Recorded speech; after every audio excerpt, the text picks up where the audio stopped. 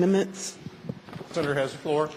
Mr. President, these amendments are draconian and patriarchal at best, and they're a means to backdoor a method to erode the rights of women to a safe and legal abortion.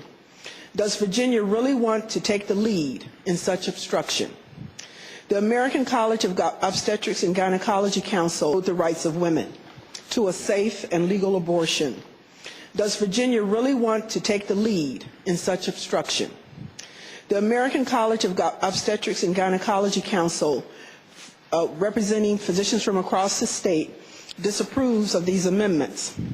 Physicians are saying that patient safety is a key issue for the American Council of Obstetrics and Gynecology. This bill being considered must be opposed because it adds regulatory activity to small outpatient clinics which perform procedures.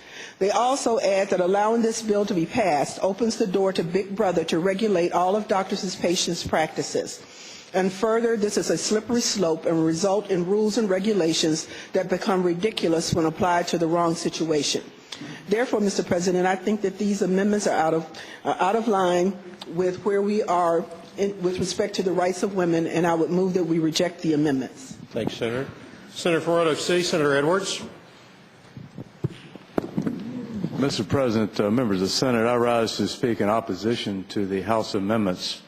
I spoke yesterday about this and noted that there's been no state that has adopted legislation of this nature, which would require first trimester abortions to be performed in a hospital. That would include, as I mentioned yesterday, even medical abortions, which are not procedural, as you know. Mr. President, there's a reason for this. The fact that no other state has adopted an anti-abortion legislation this sweeping and this broad. And the reason is very simple. It's unconstitutional. It's unconstitutional for a couple of different reasons.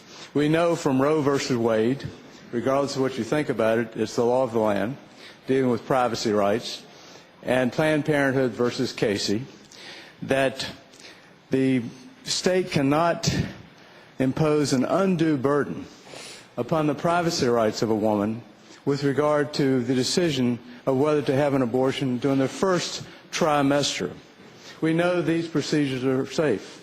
You've heard from the doctor, the senator from Norfolk, with regard to that, and I suspect you might hear some more from him this morning.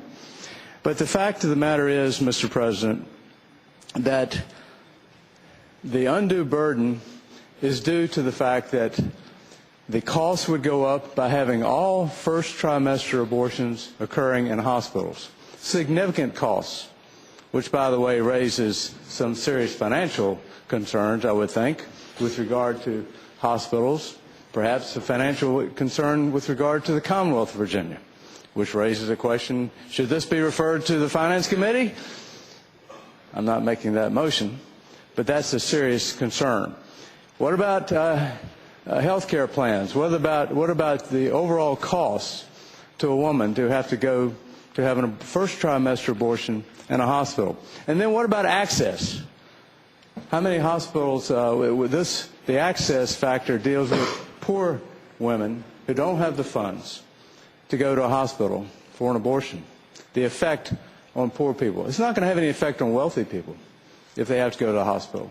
But it's certainly going to have an impact on low-income women throughout the Commonwealth of Virginia. That's something that was never considered, apparently, when this was put in. So it's clearly unconstitutional under Roe versus Wade and under Planned Parenthood versus Casey because it imposes an undue burden on a woman to have a first trimester abortion, which is a very simple procedure. But this bill goes beyond that. It adds another serious constitutional issue, which I don't think has been raised before in any of these kinds of cases.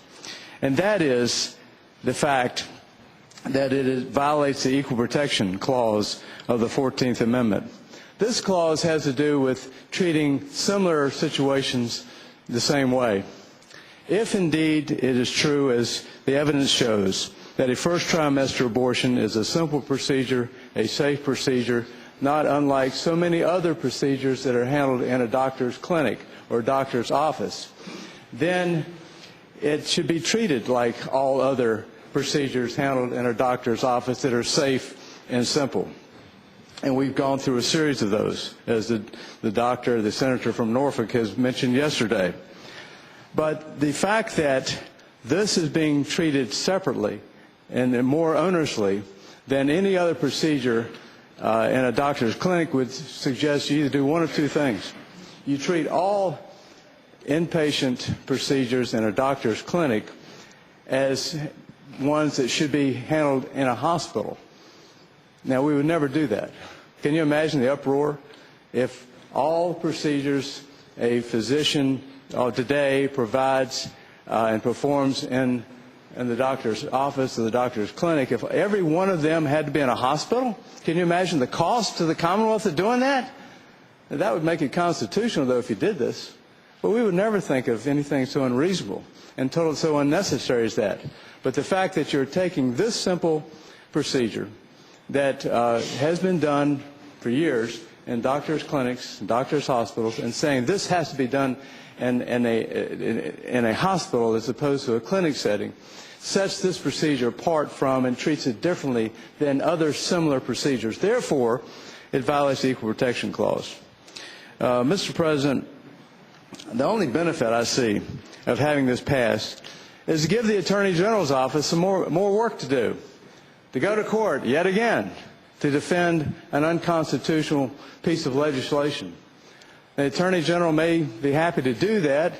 He's suing the University of Virginia. He's suing against the health care law that was passed by Congress and so forth and so on.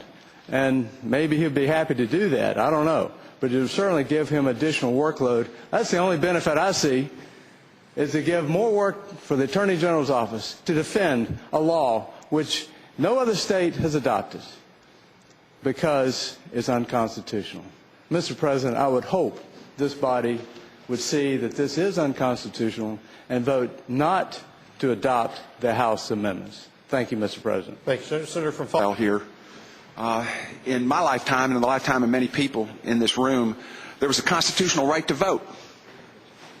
But we put obstacles here in Virginia and all throughout the southern states to put an obstacle to people exercising that constitutional right to vote. Poll taxes, literacy tests. And of course the argument was, well, of course we don't want people voting on that which they don't understand.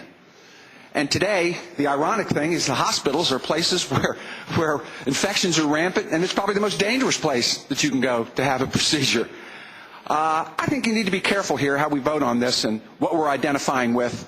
And it's a rather unfortunate part of our history, and I think that what we need to do is keep the law exactly the way it is. Thank you, Mr. President. Thanks, Senator. Senator from Alexandria, Senator Ticer.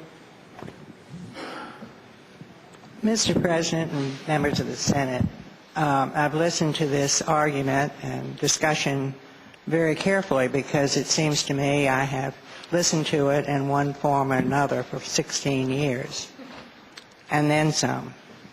And one of the benefits of serving in public office in a local setting is that you get to meet and see the situations in which a lot of people who are not like you are. And I cannot tell you how many people will be shut off from access because of this amendment. And it is because of the lack of privacy. And the nurses at Alexandria Hospital used to tell me many moons ago how tragic the people who came to the hospital for treatment after they had had a bad abortion. They had used coat hangers. They had gone to back alley places because they were afraid. They don't have, in many cases, they do not have mothers and fathers who are responsible, who take care of them, and who love them no matter what. I have heard of people, of young women who have stepfathers and significant others in the household who have threatened to throw young girls down the steps if they ever embarrass them like this, because it would embarrass them, they say.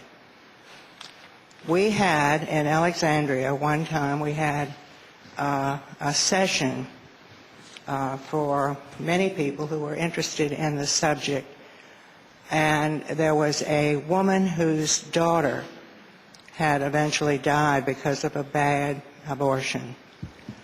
And she had a marvelous relationship with her daughter. She thought that she was on absolute, total sync with her daughter. She was well off. Her daughter was in good schools and so forth.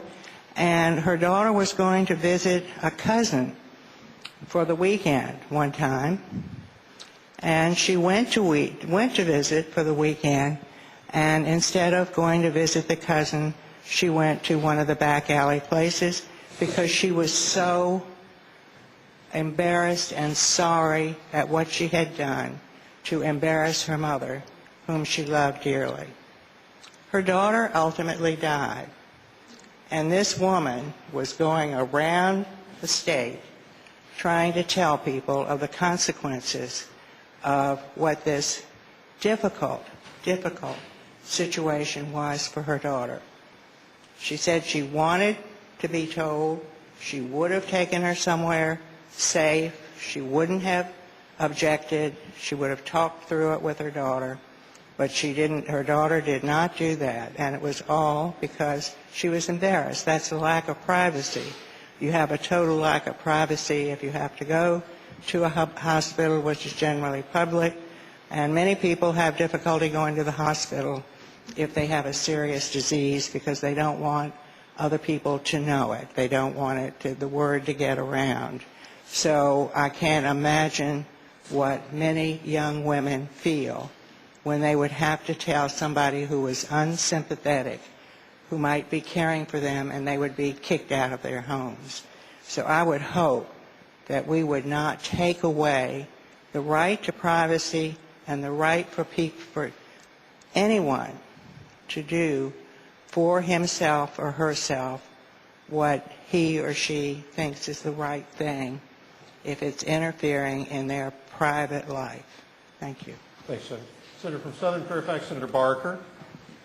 Mr. President, speaking to the amendments. Senator has the floor. Mr. President, I rise to speak in opposition to the amendments that are before us here in terms of the amendments offered by the House, and I do so for three reasons. The first is that when we talk about abortions, many of us think of abortions as surgical procedures. But what's specifically addressed in these amendments is first trimester abortions. Many first trimester abortions, particularly early first trimester abortions, are medical procedures involving no surgical procedure. What we are doing, if these amendments are adopted, is in effect classifying a medical office, providing a medical procedure, no surgical procedure, as a hospital and requiring them to meet hospital standards.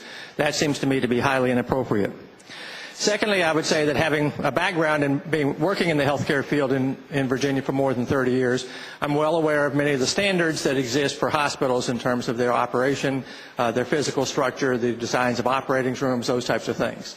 In essence, what we're proposing to do here is to impose upon medical offices that are providing first trimester abortions standards that are required for hospitals for legitimate reasons, but would have no bearing whatsoever upon the quality of care and the outcomes and the safety of patients given services within those facilities.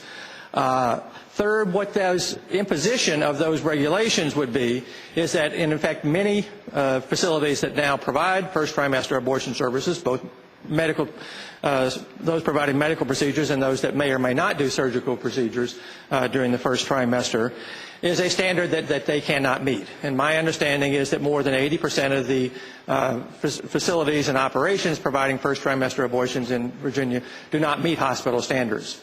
If more than 80% of those providing abortion services, first trimester abortion services, were to close, we could have as few as 4 facilities in the entire Commonwealth of Virginia. This would, in fact, pose a significant concern and a problem as it relates to access to care. It doesn't eliminate the provision of abortion services. It doesn't mean that someone can't access an abortion service within Virginia. It just has the potential for resulting in effect patients having to travel in many instances hundreds of miles to receive those services if they should do so.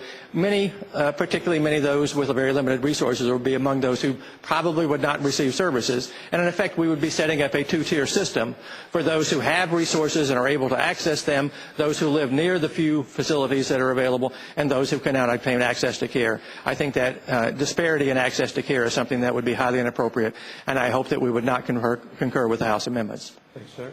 Senator from Loudoun County, Senator Herring. Disparity in access to care is something that would be highly inappropriate, and I hope that we would not concur with the House amendments. Thank you, sir. Senator from Loudoun County, Senator Herring. Mr. President, would the senator from Hanover yield for a question? Will the senator from Hanover yield for a question? I yield. Senator yields. Senator from Loudoun County, Senator Herring. Mr. President, the senator from Roanoke and a number of other members have spoken about the constitutionality or unconstitutionality of a provision like the amendment, and I was wondering if my distinguished friend and colleague, the senator from Hanover, has gotten assurances from the Attorney General that this amendment would be constitutional. Senator from Hanover County, Senator McDougall. Mr. President, I would advise the senator from Fairfax, I have not spoken to the Attorney General on this matter.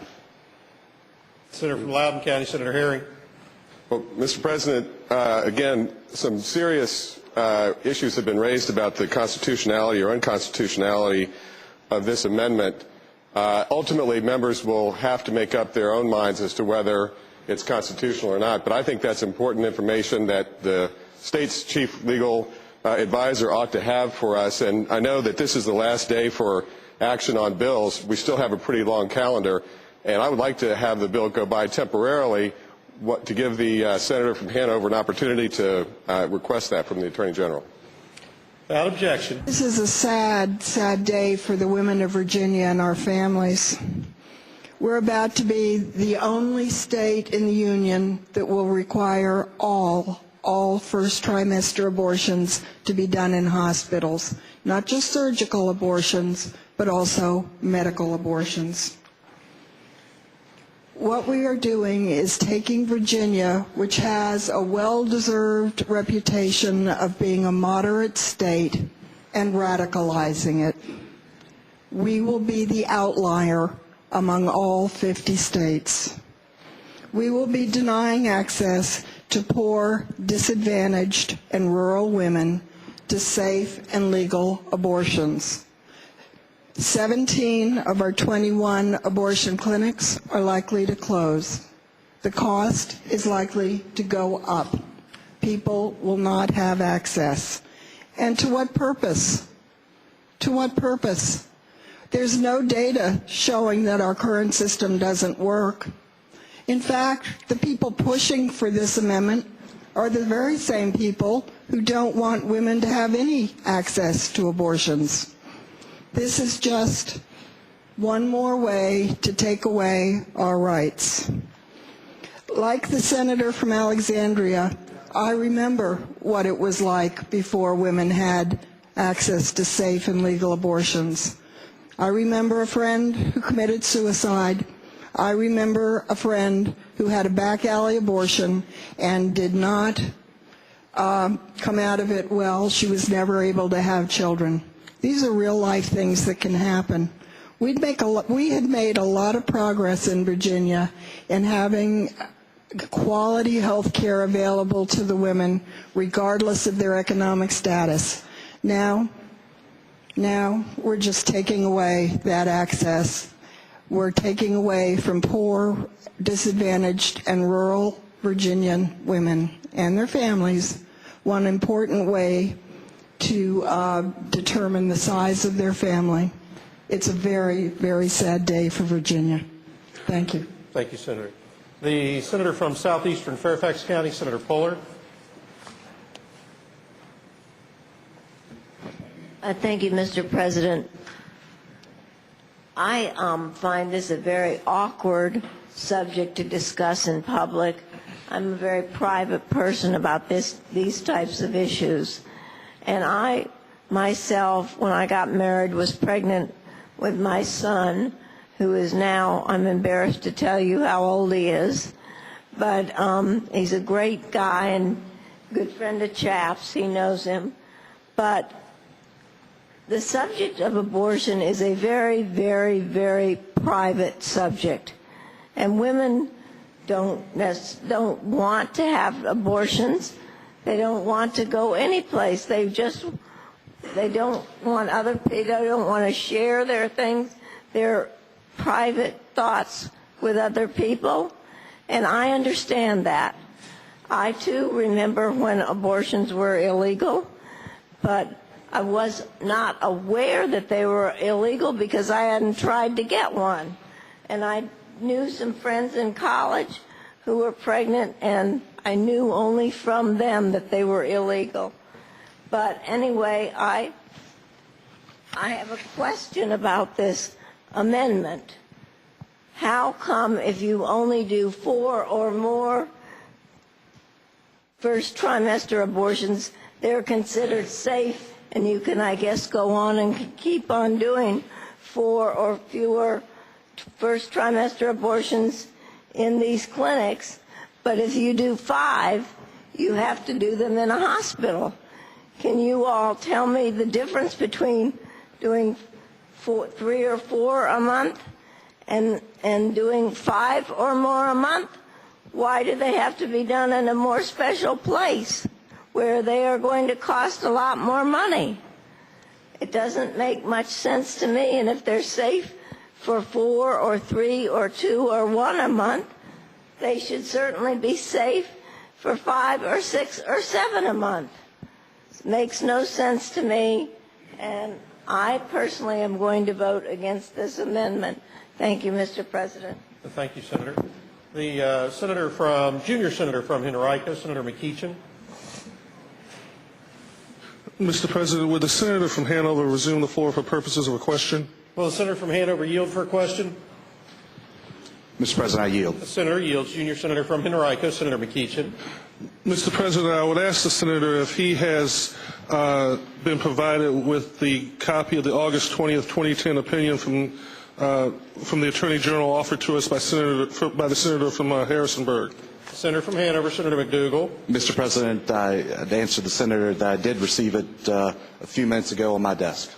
The junior senator from Henrico, Senator McEachin. Mr. President, I wonder if I could ask the senator to turn to page 6 of that opinion and to review the last paragraph. And does it not say to him what it says to me, that the state already has the authority to regulate these types of facilities? The senator from Hanover, Senator McDougall.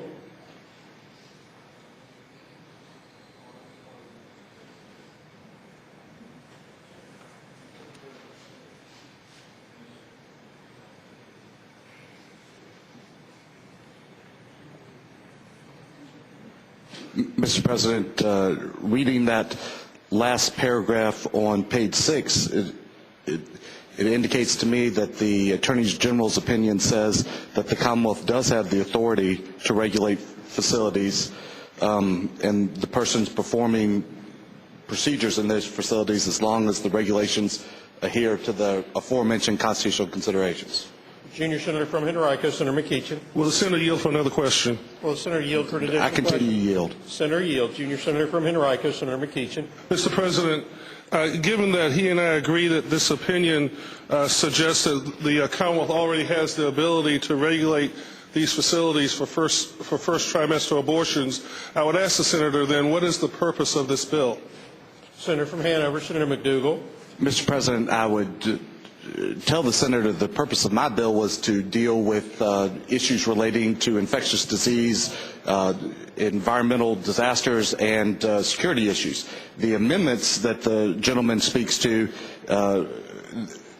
about whether the need for them or not, as I read the Attorney General's opinion, it says that the Commonwealth has the authority to regulate it. It doesn't say that they are currently regulating them. Junior senator from Henrico, Senator McEachin. Further question, Mr. President? Senator has the floor. Mr. President, I would ask the senator, I agree. First, I would say to the senator, I agree that this opinion doesn't say that these facilities are being regulated at the moment. And I agree with the senator that it does say that we have the ability to regulate these facilities. My question, sir, is what do these amendments add to the current state of Virginia's ability to regulate these facilities?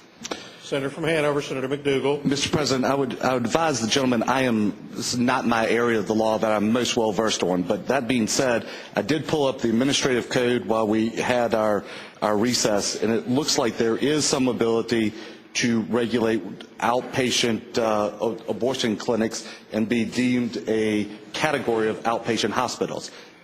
My reading of the amendment and my reading of the Attorney General's opinion, it appears what the definition is and what qualifies for outpatient abortion clinic is the question, and that is specified in the amendment. I'd also advise the gentleman, as he well knows, just because it says it in the AG's opinion does not mean that it can't be codified, and frequently we go through and do codified things even if they are the practice. So I do think that the amendment expands what could currently be done in Virginia, and it does codify it. I thank the senator. Thank you, Senator. The senator from Arlington, Senator Whipple.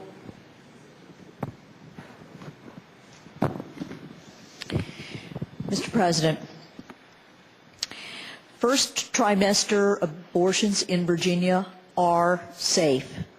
There is absolutely no need for this amendment, and nobody should pretend to themselves that they are making abortions in Virginia safer than they are now. They have one of the best records of any medical procedure that is undertaken.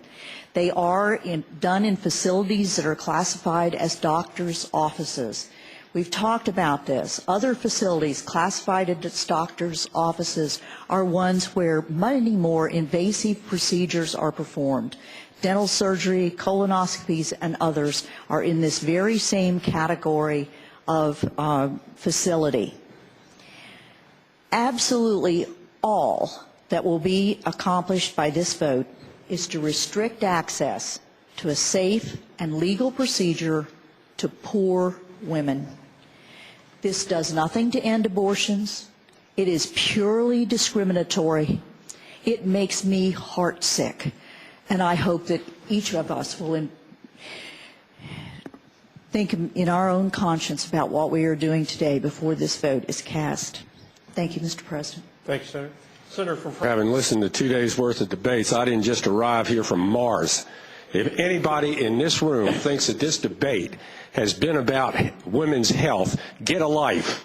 I've been here 35 years. I've heard everything that you could possibly imagine on either side of this debate. Does anyone honestly believe in this chamber that there's 20 people who care about women's health and 20 people who don't give a darn? I ask you, because that's approximately what the split is. This is absurd. And look at the amendment if you think I'm kidding. You're telling me it's safe to do this up to 4, but the 5th one makes it highly unsafe. Like I said, get a life. The only person that we have, the only physician we have in here got up and explained what nonsense this bill is or has become. You know it and I know it. There isn't but one issue involved on this piece of paper, and it's called abortion. I have not seen a single person in here who I know supports this bill come in and offer to put the same requirements on colonoscopy, cosmetic surgery, LASIK surgery, craniofacial surgery, which are every bit as invasive, okay? I had LASIK surgery done. You go blind for about 20 or 30 seconds when they open up whatever they open up in your eye. And you're telling me that that's okay, but somehow or other abortions are not? Like I said, then this thing isn't about but one issue, and one issue only, and it isn't women's health. Let me tell you, I don't have the word stupid written on my forehead, and I've heard this stuff for 35 years, okay? If I thought for 1 minute that this was about women's health, I'd throw a green light up there, but it's not. Thank you, Mr. President. Thank you, sir. Senator from